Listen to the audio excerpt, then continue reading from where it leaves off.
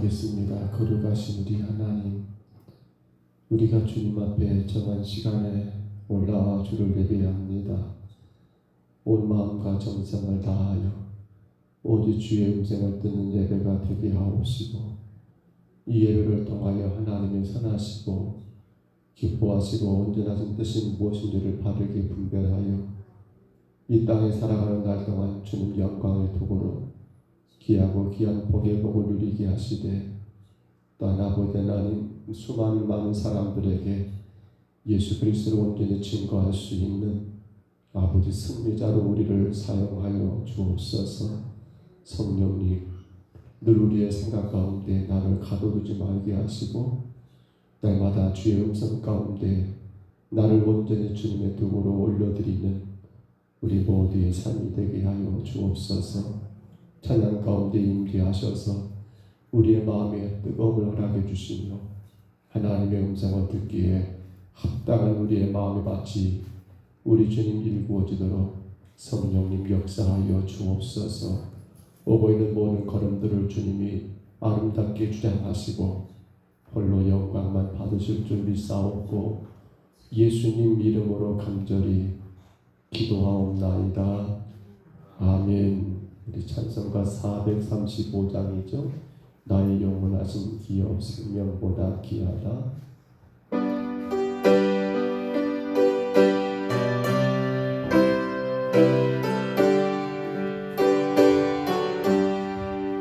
나의 영원하신 기업 생명보다 귀하다. 나의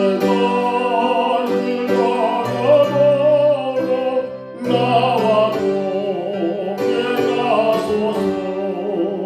주께로 가까이 주께로 가오리. 나의 갈길 나가고 나와 동행 하소서. 세상 보기만이 남나 모든 병에 버리고 험한 길을 가는 나와 동행 하소서. 주께로 가까이 주께로 가오리. 나의 갈길 나가도록 나와 동행 하소서. 새로운 골짜기 지나가며 험한 바다 건너서 천국 노래에 나가러 나와 동행 하소서. 주께로 가까이 주께로 가오리. 나의 갈길 나가도록 나와 동행 하소서. 모든 골짜 지나가며 험한 바다 건너서 천국 내게 가도록 나와 동행 하소서. 주께로 가까이 주께로 가오리. 나의 갈길 나가도록 나와 동행 하소서.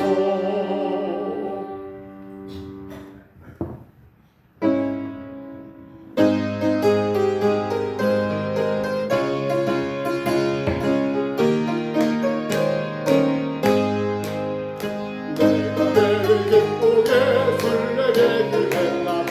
주의 팔이 나를 안동하리요.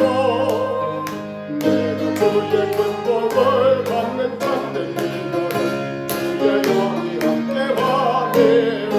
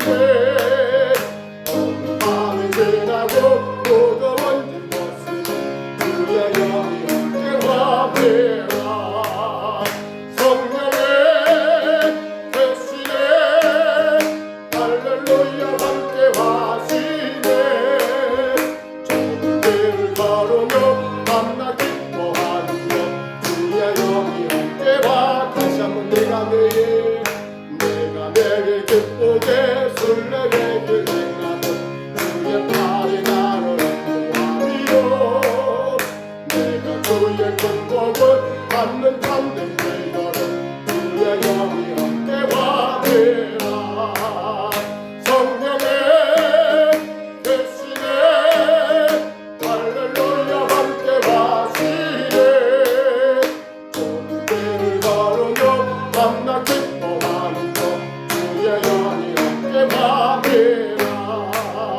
주의 죄에 빠져서 떠나감이 없을 때 예수 십자가의 분노 힘이고 그말 아래 엎드려 참된 평화 얻는 것 주의 영이 함께와 되라 성령의 대신에 할렐루야 함께와 하시네 좁은 길을 걸으며 밤낮 기뻐하는 것 주의 영이 함께와 되라 나와 동행하시고 모든 염려하시니 나를 숲에 세워가시는구나 내가 기쁜 마음으로 주의 뜻을 행하면 주의 영이 함께와 되라 성령의 대신에 할렐루야 함께와 하시네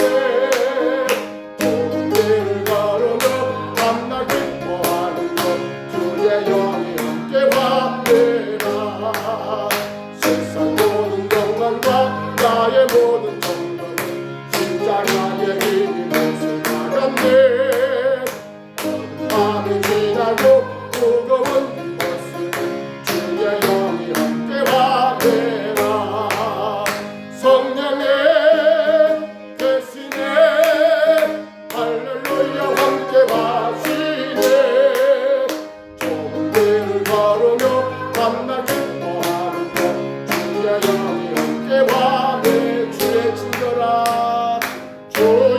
친절한 말에 안기세 우리 마음 평안하네 항상 기쁘고 복이 되겠네 영원한 다시 말에 안기세 주의 말에 그 뜻은 말에 안기세 주의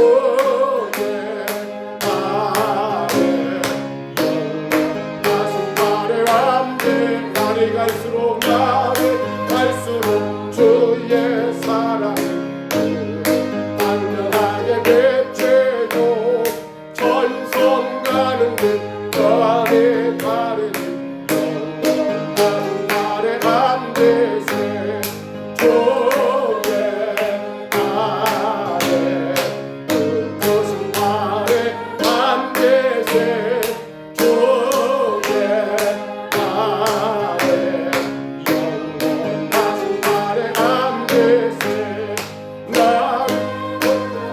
나아갈 때에 찬미 소리 외치고 겁과 두려움 없어지리니 영원하신 날에 안 되세 주의 날에 그것은 말에 안 되세 주의 날에 영원하신 날에 안 돼 주의 팔에 주의 말에 그것은 말에 안 계세 주의 말에 영원하신 말에 안 계세 우리 입을 따라가는 같이 한번 기도합니다. 하나님, 주가 인도하신 대로 따라가기를 원합니다.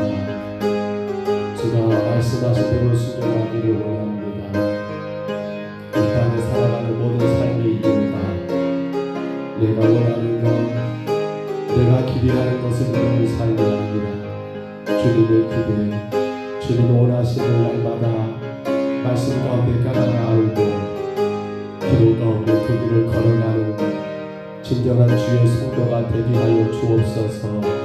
우리 시간 간절히 구하시기를 바랍니다.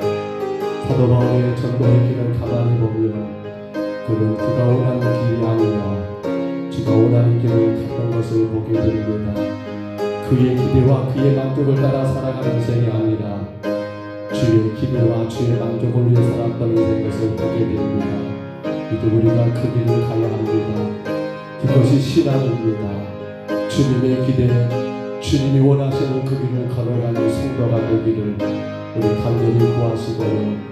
오늘 특별히 사도행전 19장입니다. 1절 10절에서 이제 에베소의 지역에 도착한 바울이 거기서 복음을 전하는 그 모습 가운데 에베소 많은 사람들이 복음을 듣지만은 복음을 듣지기를 거부하는 자도 있었고 그 가운데 그 다음날 소원에서 그렇게 말씀을 강론하게 되었던 그런 과정들을 통해서 주님 우리에게도 바울의 그 열정을 허락하여 주옵소서.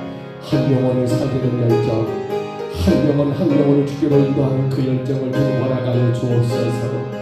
우리의 남은 생에 참으로 주가 맡기신 정도의 사명을 잘 감당하여 이 땅의 모든 영혼들이 예수 믿고 구원받는 역사가 있도록 우리가 그 사명 다할 수 있도록 위하여 우리 시간 2분 동안만 통성으로 기도합니다. 걸어가신 우리 하나님 아버지 은혜와 사랑을 감사합니다. 우리의 믿음의 길 우리가 주를 예비하고 우리가 주의 별을 섬기며 우리가 하나님의 말씀 가운데 살아가는 모든 것에 이유에 내 기대 내 만족을 이룬 것이 목적이 아니오 나를 통한 하나님의 기대하심 나를 통한 하나님이 원하시는 그 만족하심을 이루기 위하여 오직 내 뜻이 아닌 주의 뜻을 이루기 위하여 살아가는 우리 인생 것을 깨닫고 그 인생의 길을 그 신앙의 길을 걸어갈 수 있도록 주님 인도하여 주옵소서. 우리 하나님 아버지 바울과 또한 아버지 그의 일행들의 걸음걸음을 바라볼 때 하나님 그들은 하나같이 자신들의 기대와 만족을 따라 살지 아니하였고 오직 자신들을 세우셨던 우리 하나님 오직 자신들을 제 가운데 구원하신 우리 예수님 그 하나님의 뜻과 기대와 만족을 위하여 힘쓰고 애썼던 저들의 삶이 이제 하나님 우리가 그대로 본받게 하시사 그것이 바로 신앙인 것을 깨닫고 감당하는 하나님 저희들 되게 하여 주옵소서. 무엇보다 하나님 아버지 이를 위하여 영원 구원의 열정을 허락하여 주옵소서.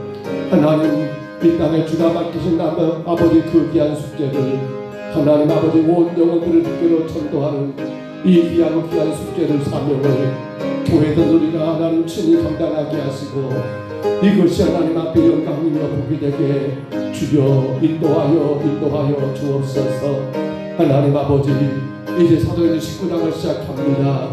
성령께서 우리의 마음과 생각을 강하게 붙드시고 이 예배 시간이 우리 하나님 승리의 시간 되게 하시고 우리 주님을 만나고 바울의 하나님 아버지 그런 모든 일들을 우리가 깨닫고 이제 우리의 삶으로 되새기는 복된 예배가 되게 하여 주옵소서. 마귀 틈타지 못하게 하시고 영광 받으시옵소서.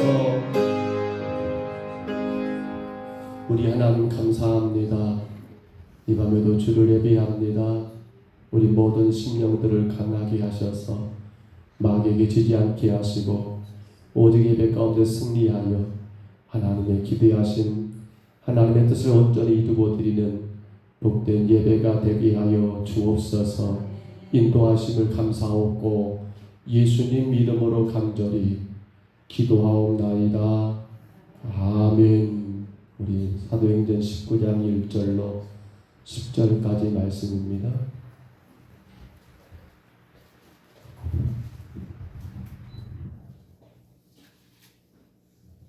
사도행전 19장입니다. 1절로 10절까지 말씀.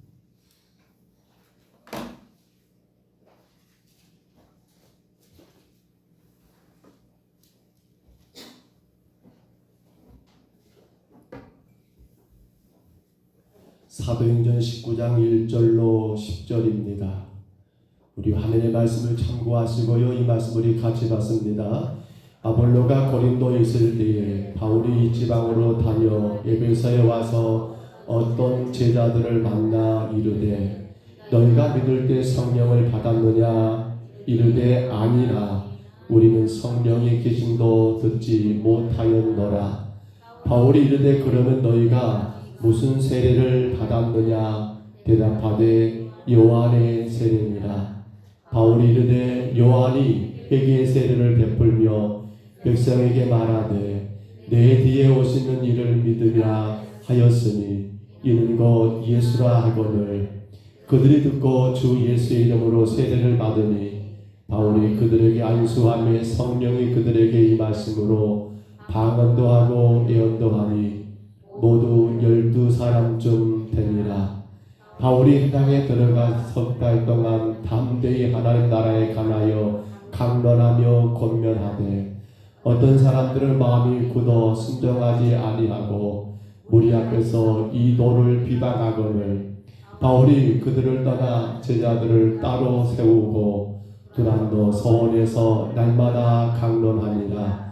2해 동안 이같이 하니 아시아에 사는 자는 유대인이나 헬라인이나 다 주의 말씀을 듣더라. 아멘. 여러분 지금 바울 사도의 3차 전도예요. 우리가 다시 한번 봐볼까요? 지도를 2개를 올려놨습니다. 여러분 기억하시죠? 자, 3차 전도여행은 2차 전도여행과 많이 비슷하지만 그러나 다시 터나는 그러한 지역이 바로 저기 어딥니까? 이 아가야 지방에서 에베소로 넘어온 게 아니었고 2차는 이렇게 넘어왔잖아요. 그래서 이리에서 왔지만 3차는 지금 안디옥에서 출발해가지고 그렇죠. 이렇게 해서 이고니온 그리고 지금 이제 오늘 에베소에 도착하지 않습니까? 이리에서 다시 이 고린도에서 다시 턴해가지고 돌아왔던 경우 이 3차 전도행을 지금 여러분 우리가 시작하고 보고 있습니다. 다음 주도 한번 올려보세요. 다시 볼까요? 이거 여러분 안디옥입니다. 여기 안디옥에서 출발해서 에베소로 오는데 근데 오늘 본문 1절에 보면 여러분 고린도의 윗지방이라고 말이 쓰여지요. 고린도의 윗지방이 어디입니까? 여기가 고린도고요. 지금 바울과 그의 일행들이 처음에 다시금 재방문했던 지역 이곳 갈라디아와 부르기아 지역 여기는 많은 것들이 있었지요. 앞에 사진 한번 다시 턴해줘 보세요. 앞에 것으로 이 책에 보시면 여러분 그렇지 않습니까? 안디옥에 출발해가지고 다소, 더베, 루스드라, 이고니온 혹은 비시디아 안디옥 그렇습니다. 이것을 종합해서 뭐라고요? 이 갈라디아 지역과 부르기아 지역 바로 1절에 나온 것처럼 그 윗지방은 바로 이쪽을 말하는 거지요. 그러니까 바울이 지금 이 지방을 복음을 전하고 있을 때 사실은 누구는 아볼로는 아마도 이 에베소에 있다가 어디로 고린도로 그렇게 자리를 옮겼지 않겠는가라고 말들도 합니다. 자 오늘 우리는 이 에베소를 다시 한번 봐볼까요? 에베소를 한번 보겠습니다. 첫 번째 사진 한번 올려줘 보세요. 에베소는 저희도 성지순례 가운데 이곳을 다녀왔습니다. 이게 지금 여러분 잘 안 보일 것 같은데요. 그런 길 봐보셨죠? 절 같은 데 가보면 저렇게 돌로 돼가지고 길이 아주 어떻게 그런 돌들을 땄는가 모르겠어요. 돌을 다 깔려 있어요. 이게 지금 여러분 언제 시대입니까? 이게 지금 이 성경에 등장하는 그 시대 에베소의 길입니다. 어마어마해요. 그러니까 번들번들하죠. 수없이 지금 세월이 몇 년입니까? 번들번들해요. 근데 그 당시 에베소가 저렇게 길이 됐다는 거 참 저희는 가서 놀랐어요. 당시 여러분 이 뭡니까? 로마가 끼고 있는 그 나라 그 주변에 4대 도시가 있다면 로마가 첫 번째고요. 알렉산드리아 그리고 안디옥 그 다음에 이곳이 에베소예요. 그러니까 에베소는요 당시 4대 도시 중에 하나로 그렇게 여러분 큰 지역이었다는 거예요. 저희도 사진을 다 넣지는 못했고 인터넷 제가 자료를 뽑아 사진을 올렸습니다만은 에베소는 또 여러분 지금 이 길이 어디로 연결됩니까? 이게 대로예요. 이 길이 쭉 가니 어디로요? 로마까지 그렇게 그러니까 세계 모든 길은 어디로 통한다고요? 로마로 통한다는 말이 저 말이더라고요.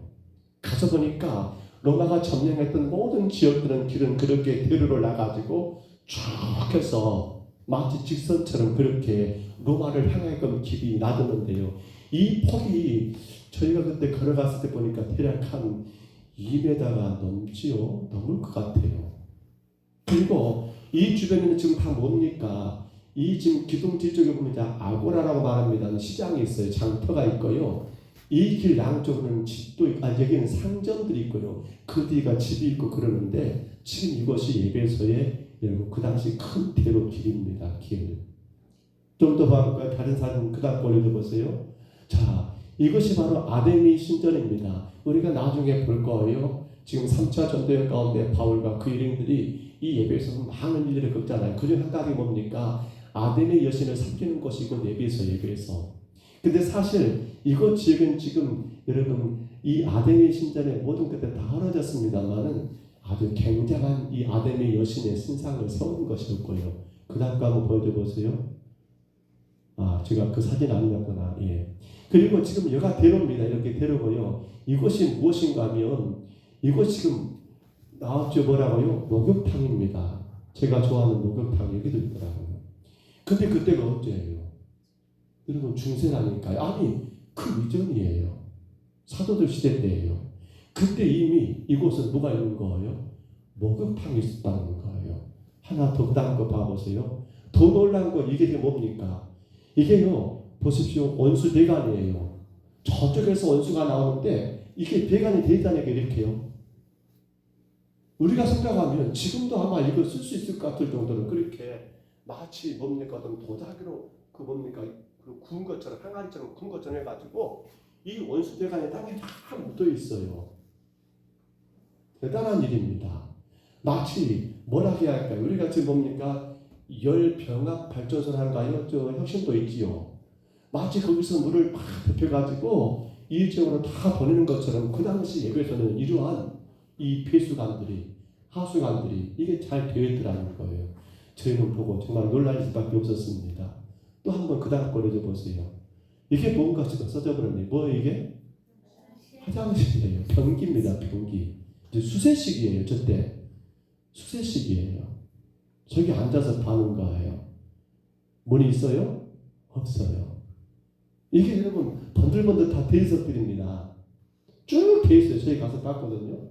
쭉 돼 있어요. 이렇게 수없이 많은 사람들이 한꺼번에 동시다발적으로 다 볼일을 볼 수 있게 되었어요. 문제는 겨울이잖아요. 추울 때 어떻게 해요?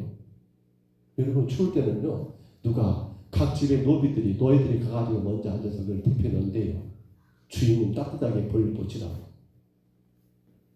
그러니까 우리는 지금 다 뭡니까 화장실에 문이 달려가지고 이 뭡니까 개인 보안 나지만은 이때들은 화장실이 뭡니까 서로 벽고 다 보면서 대화하는 자리예요. 귀족들이 여기 여러분 노비들을 종들의 자리가 아닙니다. 여기는 주인들 귀족들이 보는 자리예요.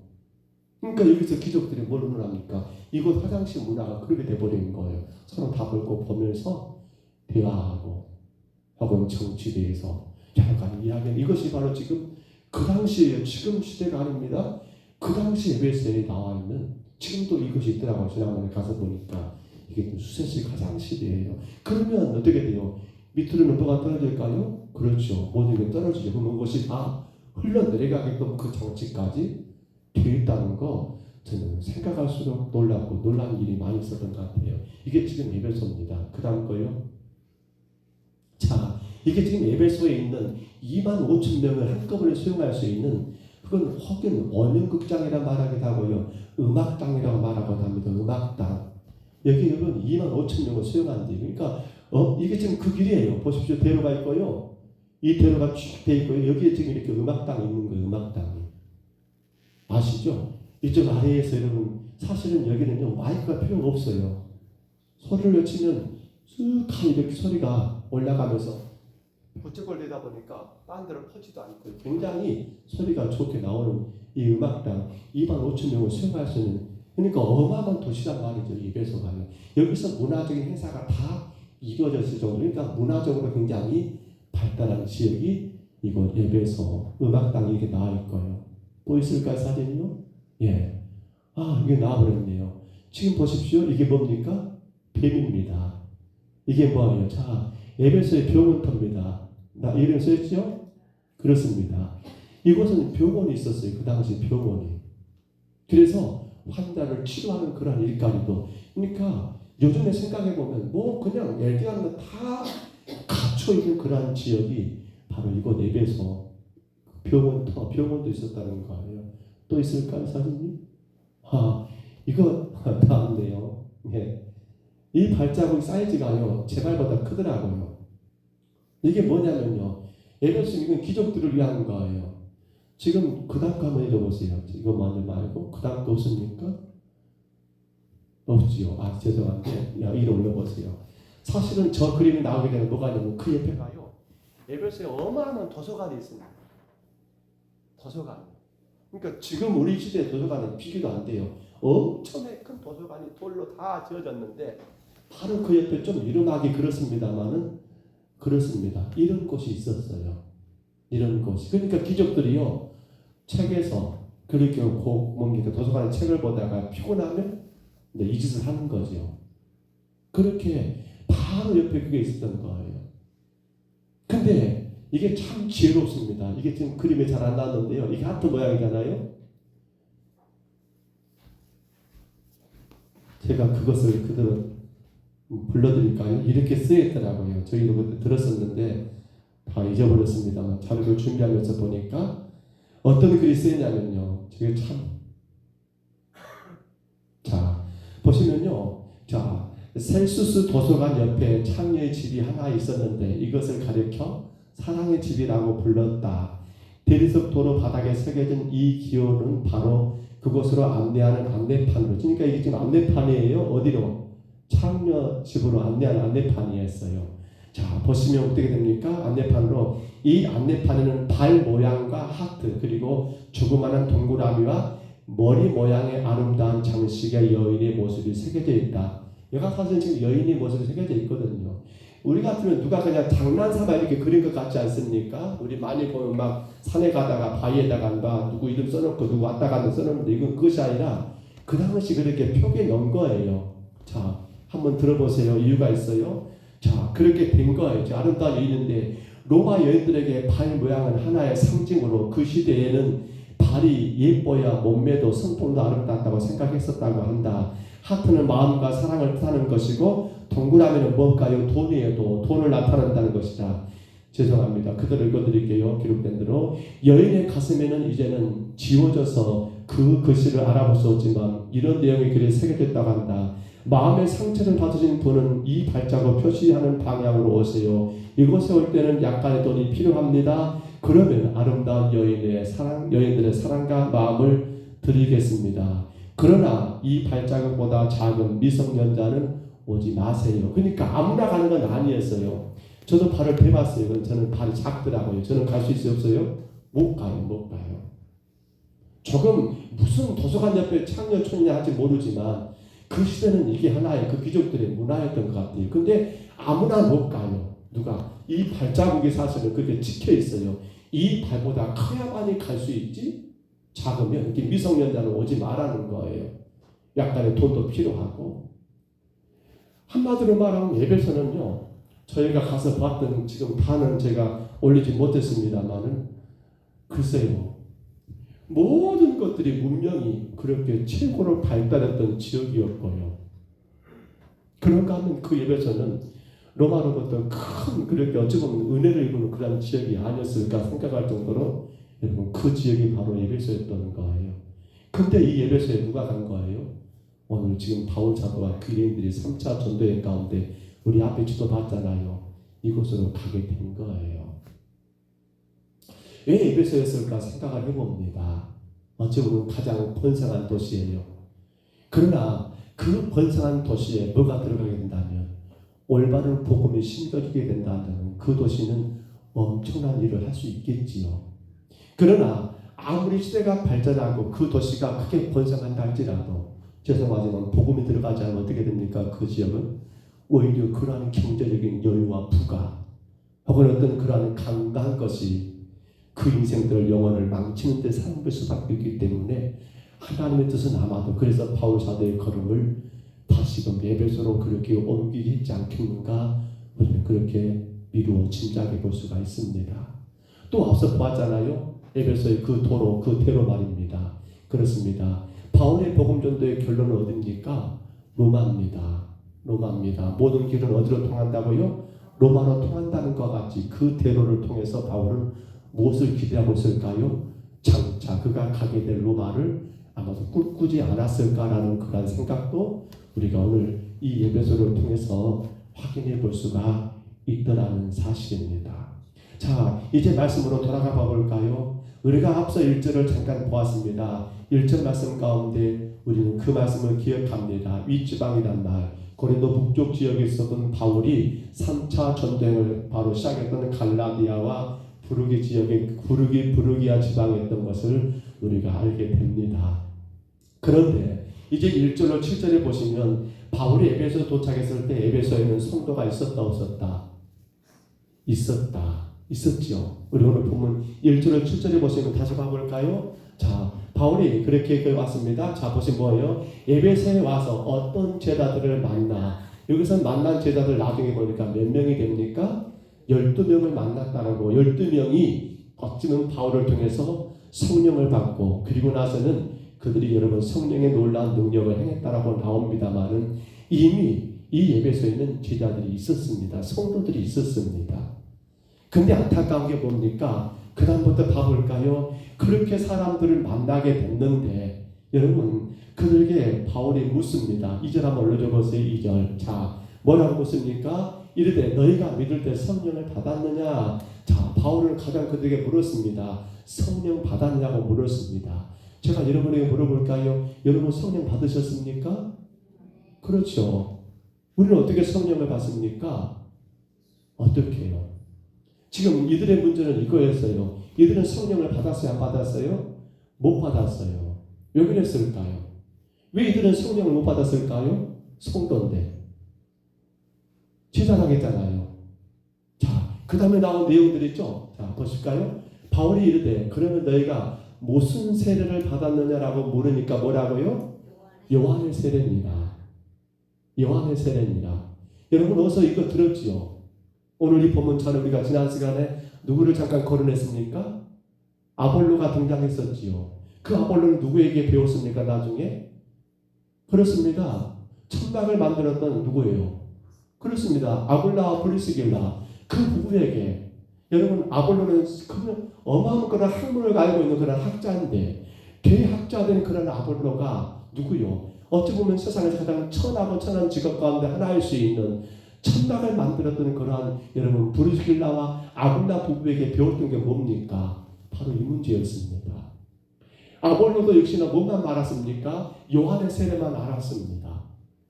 에베소 교회 와서 보니까 여러분 성도들을 만났습니다. 이들도 무슨 세례만 알고 있습니까? 요한의 세례만 알고 있습니다. 그러면 이들이 정말 알아야 할 건 뭡니까? 예수님의 세례를 알아야고 예수님의 세례를 받게 되면 그것이 무슨 세례라고 말합니까? 우리는 그걸 성령 세례라고 말합니다. 즉 예수 그리스도를 나의 구주로 영접한 순간 우리 가운데 누가 임재하시는 겁니까? 성령이 임재하시니까. 우리는 그걸 흔히 사람들이 그렇게 말을 하기를 좋아하는데 성령 세례 딴 것이 아닙니다. 예수 그리스도를 나의 구주로 영접한 자들에게 성령이 임하게 되는 그러한 것을 우리는 흔히 성령 세례라는 표현을 씁니다만 근데 안타깝게도 이거 아볼로 지역에 이 에베소 지역의 제자들은 제자인데 성도는 성도인데 아쉽게도 요한의 세례만 통해서 뭐만 있습니까? 요한의 세례 특징이 뭐예요? 한번 그 다음 걸 읽어보세요. 4절. 자, 같이 봐볼까요? 바울이 이르되 뭐라고요? 요한이 회개의 세례를 베풀며 백성에 말하되 내 뒤에 오신 이를 믿으라 하였으니 이는 곧 누구라고요? 예수라. 우리는 여기서 생각해 봐야 합니다. 요한의 세례와 예수님의 세례의 차이는 뭐예요? 요한의 세례 마가복음 말씀 가운데 보시면 2장인가요? 거기 보면 세례 요한이 등장해가지고 했던 것이 뭡니까? 2장 4절에 그런 말씀이 있던가요? 제가 올리진 않았는데요. 마가복음 1장 4절에 세례 요한이 광야에서 제사를 받게 한 회개의 세례를 전파했다 나오거든요. 그러니까 요한의 세례는 뭡니까? 회개하는 거예요. 그렇잖아요. 회개하라 천국이 가까웠느니라고. 요한의 세례는 뭡니까? 그들을 예수께로만 인도하는 것까지가 그 요한의 세례의 목적이었어요. 요한은 말합니다. 오늘 성경도 나왔지요. 뭐라고요? 내 뒤에 오시는 이를 믿으라 하였으니 이는 곧 예수 그리스도라. 그러니까 그들에게 이 에베소 교회 성도들에게 어디까지만 안내해 준 거예요. 예수가 계신다이. 예수가 계신다이. 근데 너희들 회개해야 해. 회개해야 해. 그까지만 그들은 나갔고 결국 예수를 소개까지 했지만 그들은 예수님에 대하여 구체적인 복음에 대해서 알았다 몰랐다? 몰랐다는 겁니다. 십자가를 몰랐습니다. 부활을 몰랐습니다. 성령을 몰랐습니다. 그러니까 복음이 없는 거예요. 성경은 알아요. 근데 정작 중요한 복음은 모르다 보니까 그들의 세례는 어떤 세례? 요한의 세례 안에서 우리 죄를 회개하는 것까지는 가능했지만 정작 복음을 통해서 그들이 구원의 길을 그로 인하여 성령의 충만한 가운데 능력의 길을 이기며 승리하는 그 길을 걸어가지는 못하게 된 것이 그 당시 에베소 교회 안의 성도들의 모습이었더라는 사실입니다. 그래서 이때 바울이 그들에게 복음을 전합니다. 그리고 어떻게 합니까? 예수 그리스도를 알리니까 결국 그들은 그 예수를 믿게 되고 믿음으로 말미암아 이제 안수하니까 그들 가운데 성령이 임하게 되어서 결국에는 그들이 여러분 방언하고 예언하는 그런 성령의 놀라운 은혜들을 체험하게 되는 것 오늘 우리가 이 사건 가운데서 분명히 확인할 수가 있더라는 사실입니다. 그렇습니다. 요한의 세례 그리고 예수님의 세례. 그러면 왜 요한의 세례가 먼저 나왔을까요? 왜요? 그렇죠. 예수님 먼저 와가지고 나 믿으라고 모르잖아요. 누가 먼저 옵니까? 요한이 먼저 와가지고 예수님을 알려주는 거예요. 회개하라. 그리고 내 뒤에 오신 이를 믿으라. 그가 예수라고 알려주는 거예요. 그래서 요한의 세례가 앞장서는 겁니다. 여러분 요한의 세례가 필요 없다는 건 아니에요. 그러나 결국에는 요한은 어디까지입니까? 예수 그리스도를 소개하는 것까지고요. 놀랍게도 예수님의 공생애가 시작됐을 때 요한은 더 이상 나타나야 안 나타나요? 흔적 없이 역사 뒤로 사라져버립니다. 세례 요한은요. 예수님의 공생애가 시작됐을 때 요한은 더 이상 나타나지 않습니다. 마찬가지입니다. 지금 에베소 교회 성도들도 어떻습니까?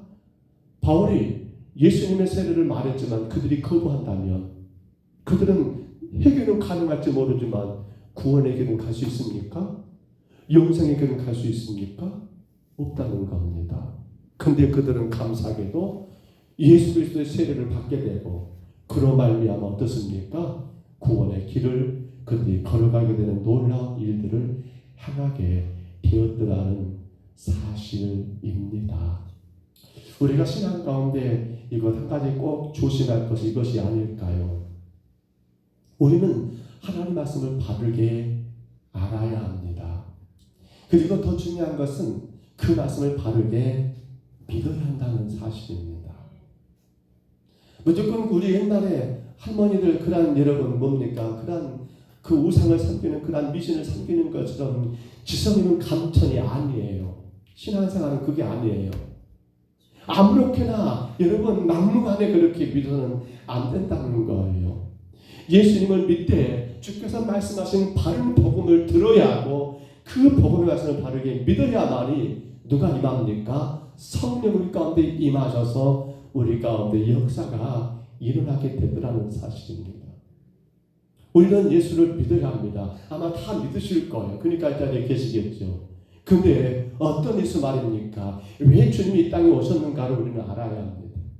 그리고 오셔서 무엇을 하셨는가를 우리는 분명히 알아야 합니다. 그 결과 우리에게 어떤 일이 일어났는지를 바르게 알고 깨닫고 이해하고 그걸 믿어야만이 어떻게 되는 거예요? 우리는 진정한 구원의 길을 성령의 놀라운 역사신 가운데 그 길을 걸어가게 된다는 사실입니다.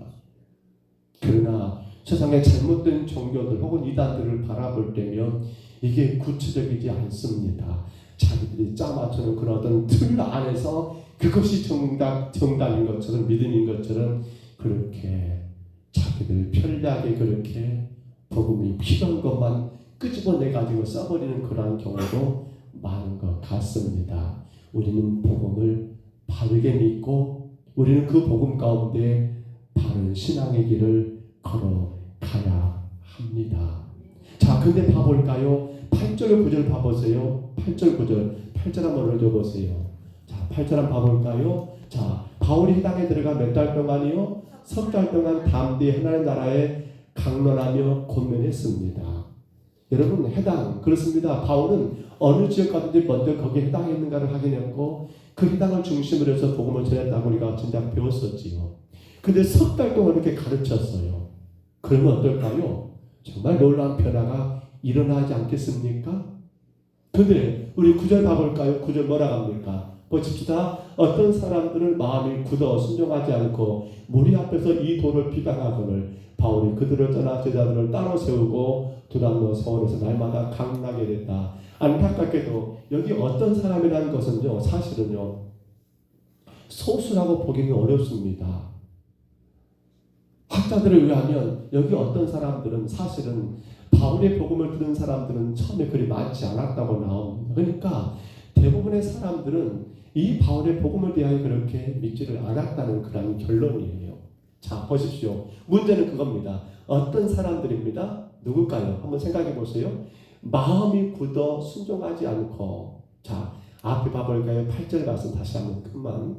자, 다시 봐볼게요. 바울이 석 달 동안 하나님 나라에 대하여 강론하며 고민했습니다. 근데 이 강론, 이 고민을 들었단 말입니다. 근데 들었는데 많은 사람들은 어떻습니까? 오히려 들으면 들을수록 더더욱 강팍해진 거예요. 이게 문제지 않습니까?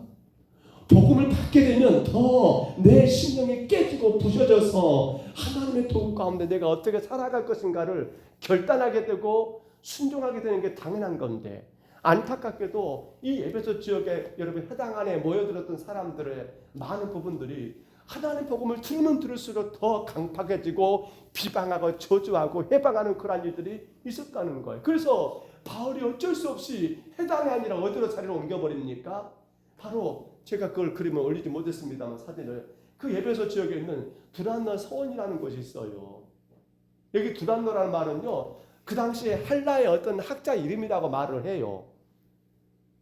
이곳이 어떤 곳인가 하면 학파들을 말하면 글쎄요, 어떤 학문을 연구하는 그러한 장소이기도 해요. 근데 바울은 해당해서 안 되니까 여러분 믿는 사람은 복음을 받아들이는 그 사람은 따로 떼어가지고 어떻게 가버린 겁니까? 두란노 소원에 가가지고 거기서 여러분 몇 년 동안이요. 그 다음 올려줘 보세요. 몇 년입니까? 그렇습니다. 날마다 강론하는데 10절 봐볼까요? 뭐라고요? 2년 동안 거기서 강론하게 됐고, 더 놀라운 거 봐볼까요? 아시아에 사는 자는 유대인이나 헬라인이나 다 주의 말씀을 듣더라. 그러니까 나중에 여러분 세워집니다. 아시아 7교회 나오지요. 계시록에 보면 그 교회가 어디서 세워졌단 말입니까? 시발점은 이 두란노 소원에서 복음을 들었던 누구? 유대인들 혹은 이방인들, 이 헬라인들, 이들이 사실은 아시아의 전역에서 와가지고 거기서 듣게 되고 배우게 돼가지고 그에서 여러분 소아시아 7교회가 세워지게 된 배경도 바로 여기 두란노 소원에서 2년 동안 바울이 가르쳤던 결과라는 것도 우리가 생각해 보게 되더라는 거예요. 그러면 중요한 게 지금 앞에 나와 있는 해당의 어떤 사람들입니다. 왜 그들은 복음을 들으면 들을수록 마음이 강팍해졌을까요? 오늘 우리는 이것만 좀만 더 생각해 볼까요? 표현이 어떨지 모르겠습니다만 여러분, 사탄이요, 우리 성도들, 우리 사람들을 여러분 마귀의 백성으로, 당신의 백성들로 끄집어 가는데 가장 좋은 장소가 어디입니까? 술집일까요? 아니에요. 저는 표현을 이렇게 쓰고 싶습니다. 바로 어디입니까? 교회입니다. 예배예요, 예배. 어찌 보면 마귀와 우리가 영적 전쟁을 치르는 가장 치열한 최전방 전쟁터가 어디입니까? 여기. 해당이라니까 그 당시로 말하면 여기에 여기. 왜요? 이곳에서 뭐가 일어나는 거예요? 마귀 자녀됐던 사람들이 하나님의 자녀로 바꿔지는 장소가 어디예요? 술집에서는 안 바꿔져요, 사실은요. 근데 이곳 예배당에서 예배 가운데 그 역사가 나타나거든요. 그러니까 마귀는 가장 치열하게 여러분 덤벼들고 해방하고 비방하고 모함하고, 지금 앞에 나온 것들은 어떤 사람이라 했잖아요. 어찌 보면 그들은 누구라 할 수 있을까요? 마귀 가운데 끌려있는 그러한 자들일 수 있었지 않겠습니까? 치열하고 치열한 영적 전쟁터가 어딥니까? 바로 예배라니까, 예배. 저는 이 말씀 묵상하면서 그런 생각이 들더라고요. 왜 성도들이 예배 생활이 힘들까라고 생각해 보니까 뭐예요? 예배 생활은 마귀와의 최전방에 여러분 전쟁터다 보니까, 그러니까 어떻게 해야 해요? 그러니까 성도들은 그 모든 유혹을 떨쳐버리고 예배당에 나와서 주의 말씀을 듣고 내 죄를 발견하고 회개해야 하는데, 근데 사탄이 그렇게 안 둔다니까요. 그러니까 예배드리러 가려고 하면 이런 일 생기게 하잖아요. 예배하려고 하면 뭔가 그냥 마음이 불편하게 생기게 되잖아요. 이런 저런 것 때문에 여러분 해방하는 이유는 뭐 때문입니까? 사탄이 가장 여러분 싫어하는 것이 어디예요? 바로 예배당이다니까, 예배다니까, 예배. 그래서 해당은 어찌보면 그 당시 예배당과 같은 개념이었잖아요.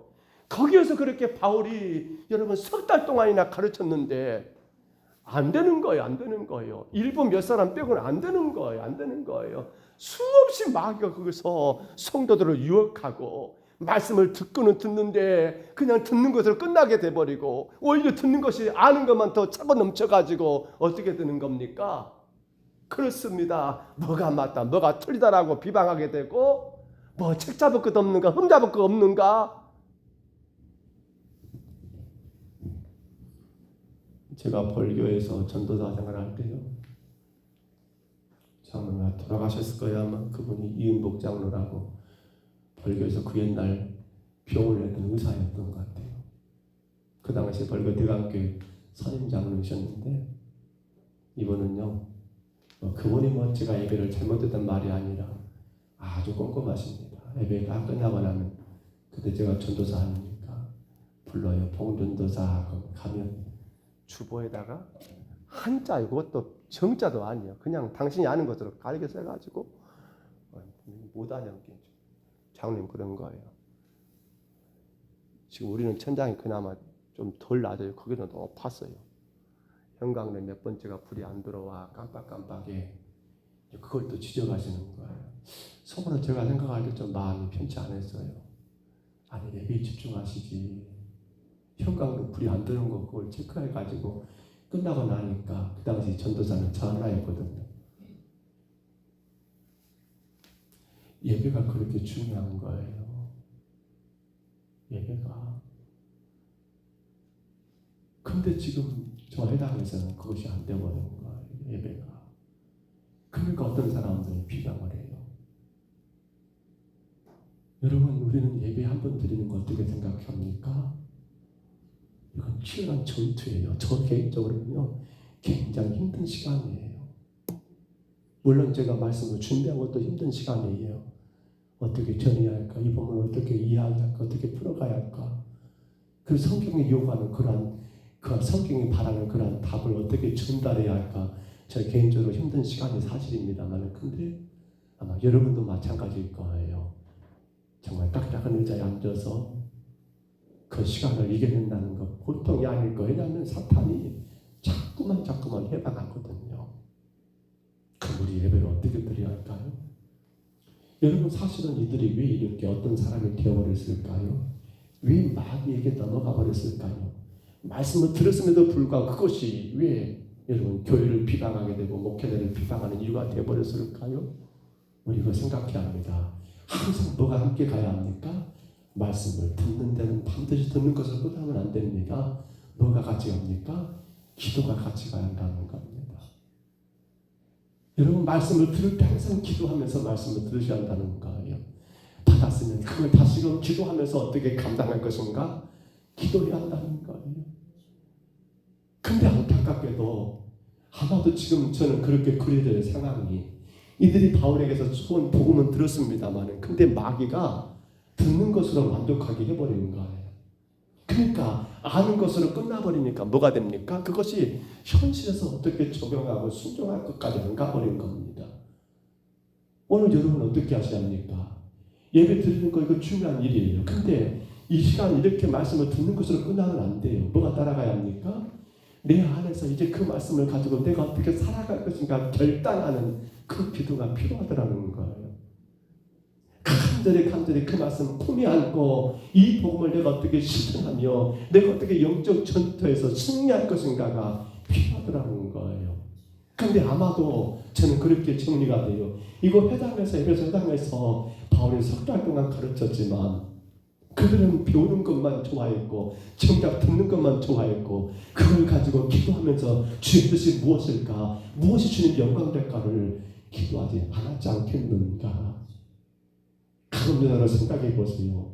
그런 예수님과 여러분 최후의 만찬에 참여했던 사람 아닙니까? 떡을 떼가지고 유다에게 넣어줬지 않습니까? 근데 왜 그랬던 유다가 그 순간 뭐가 들어와 버린 겁니까? 사탄이 그 안에 들어와 버리잖아요. 어찌 보면 예수님과 이런 마지막 예배 자리 아닙니까? 맞아요. 주님 그래서 끝내 우리에게 하신 말씀 가운데 하나가 뭡니까? 깨어 기도하라고 시험에 들지 않도록. 가문주도 마찬가지예요. 주님이 떼어주시는 그러한 성찬을 직접 참여했던 그러한 사람이지만 그 순간 누가 그에게 침투해 버립니까? 마귀가 그 안에 들어와 가지고 예수를 팔기로 작정해 버리고 아니 그러면 안 되잖아요 사실은. 근데 그 예배 자리가 영적 전투 전쟁터인데 그 최전방의 전쟁에서 유다는 이긴 거 진 거예요? 져버린 거예요 마귀에게. 그러니까 어떻게 합니까? 말씀과 더불어서 간절히 기도하면서 이 말씀대로 살기를 하나님께 간구하고 나 자신을 다시금 그 말씀 가운데 무장하는 시간들이 필요한데 그것이 따라가지 않게 되면 오히려 그 예배 시간이 뭐가 될 수 있는 겁니까? 마귀에게 나를 팔아버리는 그러한 경우가 지금 이 예배소 가운데 해당해서 그런 사건이 그리고 가룟 유다가 그런 인생을 살아지 않았는가 우리는 그렇게 생각해 보게 됩니다. 이제 말씀을 정리합니다. 사랑하는 성도 여러분, 바울은 저기 마지막 드란노 서원에서 그렇게 2년 동안 가르칩니다. 근데 저것은 사실은요 이미 우리를 말하는 어떤 하나의 학문을 연구하는 장소이기 때문에 바울이 그것 여러분 전체를 혹은 세낸 것도 아니었다고 말합니다. 학자들의 기록을 보니까요 저 지역은 여러분 우리 같은 지금 군인들은 우지나 있지 오침이 있는가? 아 뜨거울 때 잠자는 거 없어? 아 그런 거 없구나. 있었지요 군대에서 있었잖아. 없었습니까? 나만 있었는가? 저는 있었던 것 같아요. 오침 이렇게 뜨거운 낮에는 1시부터 2시까지는 뭐 일과를 하지 마라 하고 하는데 여러분 이곳 에베소가 그런 데때요. 놀랍게도요 제가 자료를 참고해 보니까요 이곳은 여러분 낮에는 그것을 쓰지 않았다는 거예요. 에베소 그 지역을 말입니다. 드란노 서원을 말입니다. 낮에는 쓰지 않고요 그것을 벼는 거예요. 그러다 보니까 그 시간이 언제냐면요 오전 11시부터 오후 4시까지는 이 에베소 지역의 사람들은 그 시간대는 개미새끼 한 마리 거리로 안 나온대요. 맞아요. 새벽 1시까지 그렇게 잠자는 시간이래요. 그때 누가 나온 겁니까? 바울은 그때 그것을 빌려가지고 그 시간 안 쓰는 그 타임을 빌려가지고 거기서 뭐 한 겁니까? 2년 동안 하나님 말씀을 가르쳤던 거예요. 그러면 바울은 그 외 시간은 뭐 했을까요? 바울은 아침 일어나가지고 뭐예요? 천당 만들어야죠. 왜? 그건 자비랑 선교사니까. 그러니까 바울 사도를 본다면요 그건 쉴 만한 시간도 없어요. 천당 만들다가 더워서 사람들은 다 집에 들어가가지고 낮잠 자가지고 오후 4시 넘어서 나오는데 그 뜨거운 대낮에는 바울은 다시 어디 가가지고 드란노 서원 가가지고 거기서 또한 복음을 가르치며 하나님이 주신 사명을 감당했던 바울의 모습, 그 열정이 부럽지 않습니까? 아니 부러워할 것이 아닌가요? 우리 한번 좀 돌아봅니다. 우리는 실컷 다 쉬고 그렇잖아요. 우리 한번 좀 생각해 봅니다. 하나님 왜 바울을 그렇게 위대하게 쓰셨을까? 바울은 일할 때 일했고 남들이 쉬고 잠잘 때 그는 또 나와서 복음을 전했고 그 수고를 마다하지 않았던 그런 바울의 그 열정, 그것이 바로 여러분 또 놀랍게 교회를 세웠던 것 아니겠습니까? 말씀을 접습니다. 에베소에 도착했고 거기서 일어났던 이 사건들, 이제 우리는 다시금 우리 신앙을 한번 좀 재점검하고 아니 우리 신앙을 좀 더 조율히 하지 않을까요?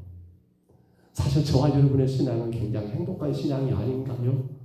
이 시대의 바울을 따라본다는 말입니다.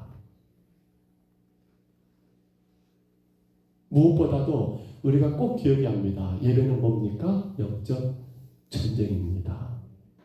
예배는 최전방이에요. 사실은요. 저후방이 아니에요. 예배는 마귀들이 가장 치열하게 성도들을 넘어뜨리기 위해 작전하는 곳이에요.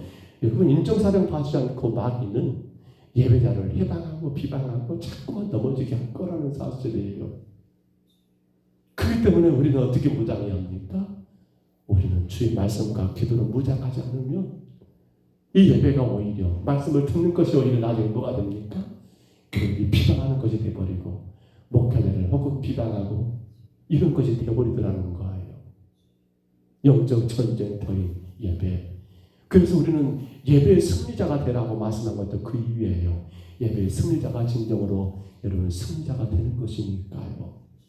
우리는 늘 주님 말씀을 듣는 예배를 소중히 여기시고요. 그 예배 가운데 내가 승리하기 위해서는 말씀을 듣는 것과 더불어서 여러분 그 말씀을 감당하도록 하나님께 간구하며 기도하는 생활이 함께 병행돼야 것 깨달으시고요.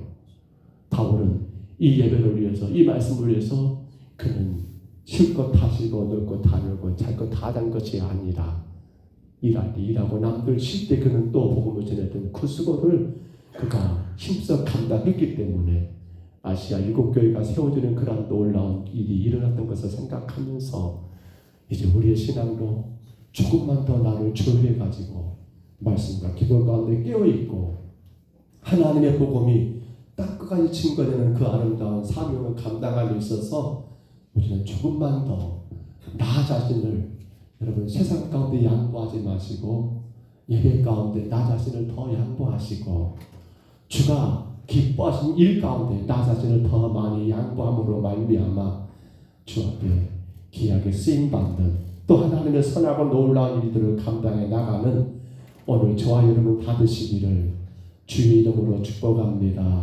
주의 이름으로 축원합니다. 우리 시간 다 같이 잠깐만 통성으로 기도하시게요. 하나님 참으로 예배소 가운데 바울이 복음을 전했던 그 수고 힘써서 애써서 복음을 전했던 바울처럼 우리 하나님 아버지 더 애쓰고 수고하는 신앙이 되게 하옵소서. 수많은 자들이 바울을 방해하고 협박했지만 그는 불안도까지 손으로 자리를 옮겨가면서 남들이 일하고 남들이 쉴 때는 또 복음을 전하는 그 수고를 감당했던 것처럼 주님 내가 복음을 위한 더 열정을 갖게 하여 주옵소서. 영적 전쟁터인 예배생활 주님 그러므로 예배에 승리하지 않으면 안 되겠기에 더 간절히 기도하는 가운데 예배생활은 승리자가 되기를 간절히 구하시고요. 주의 복음을 위하여 아름다운 수고를 더 힘써 감당하시기를 우리 시간 2분 동안 우리 같이 동성으로 기도하시겠습니다. 걸어가신 우리 하나님 아버지 은혜를 감사합니다. 예배소 교회가 세워지고 소아시아 7교회가 세워질 수 있었던 것은 영적 전쟁터였던 아버지 예배 가운데 아버지 바울이 승리했기 때문이며 또한 그날로 소원에서 하나님 아버지 많은 유대인과 헬라인들이 바울을 통하여 들었던 주의 복음을 그대로 받고 믿었기 때문인 것을 우리가 하나님 아버지 분명히 기억합니다. 주님 예배는 영적 전쟁터입니다. 아버지 그것도 최전방입니다. 그러기에 성도는 아버지 예배의 목숨을 걸어야 합니다. 예배의 승리자가 진정의 신앙의 승자가 되기 위해 하나님 예배 안에 그 어떤 방해물도 예배 안에 그 어떤 아버지 하나님 아버지 사회 문제들도 결코 용납하지 말게 하시고 아버지 예배하지 못하도록 마귀가 나를 해방하고 아버지 하나님 마귀자들로 마귀 백성으로 나를 삼고자 해방한 것을 깨닫고 감당하는 아버지 참된 예배자가 되게 하여 주옵소서. 주님 바울은 하나님 아버지 쉴 것 하시고 놀 것 다 놀고 먹을 것 다 먹고 하나님 아버지 예배하며 복음을 전하는 것이 아니라 그런 아버지 하나님 일할 때 일하고 남들은 더워서 쉴기라는 그런 아버지 또한 그 시간을 이용하여 힘쓰고 있어서 2년 동안 복음을 전했던 것처럼 주님 이제 우리가 주님의 나라와 영광을 위해 살아가는 우리 모든 삶의 모습들도 조금 더 나를 조율하고 조율해서 아버지 내 편리한 대로 하나님 아버지 내 편할 대로 신앙생활이 아니라 나를 조금 더 하나님 아버지 조율하여 주가 원하시는 기뻐하는 뜻을 이루기 위하여 좀 더 수고하고 좀 더 헌신하고 좀 더 열심을 다하는 하나님 건강한 우리 평동서울교회 되게 하여 주옵소서. 오늘도 예배하는 모든 심령들을 축복해 주시옵소서. 거룩하신 우리 하나님 아버지, 바울은 에베소 가운데 도착하여 하나님 힘써도 복음을 전했던 것을 봅니다. 그럼에도 불구하고 많은 자들이 하나님 그 복음을 받지 못하여 오히려 비방하게 되었던 것은 말씀을 듣고 그 말씀을 감당하기를 기도하지 않고 아버지 아는 것으로 만족해버린 그들의 모습인 것을 우리가 깨닫습니다. 주님, 성도는 반드시 말씀과 기도가 병용되어 늘 기도하는 가운데 말씀을 받음으로 말미암아 그 말씀이 우리 삶 가운데 그대로 순종되고 실천되는 아버지 그런 말미암아 능력과 역사가 나타나는 아버지 예배자가 되게 하여 주옵소서. 예배는 영적 전쟁터라고 했습니다. 최전방의 전쟁터. 사탄은 언제든지 우리를 마귀자는 삼으려고 애쓰고 있기에 그러므로 성도는 더 힘써서 예배를 드리게 하시고 조금 더 양보하지 말게 하시고 조금 더 틈을 주지 말게 하시고 아버지 하나님의 백성이 증거가 되는 예배 생활을 온전히 감당하는 우리의 믿음 되게 하여 주옵소서. 두란노 서원에서 바울이 2년 동안 아버지 복음을 전한 그 결과가 아시아 지역의 교회가 세워지게 된 배경이 된 것을 기억하면서 주님 우리가 복음을 위하여 좀 더 시간을 들이게 하시고 복음을 위하여 좀 더 내 삶을 하나님 아버지 양보하게 하시고 아버지 좀 더 나를 조율하여 주가 기뻐하는 일을 더 힘쓰고 일쓰는 우리 평동서북교회가 되게 하시고 우리 모두가 되게 주님 인도하여 주옵소서.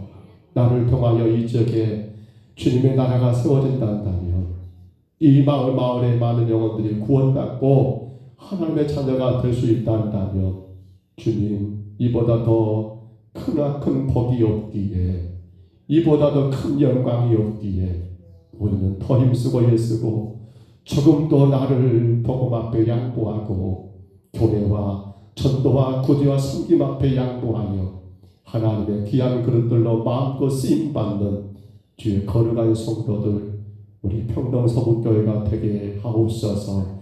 이 저녁에도 주께 왔사오니 주여 한 사람 한 사람 기억해 주시고 오직 영광만 받으시옵소서.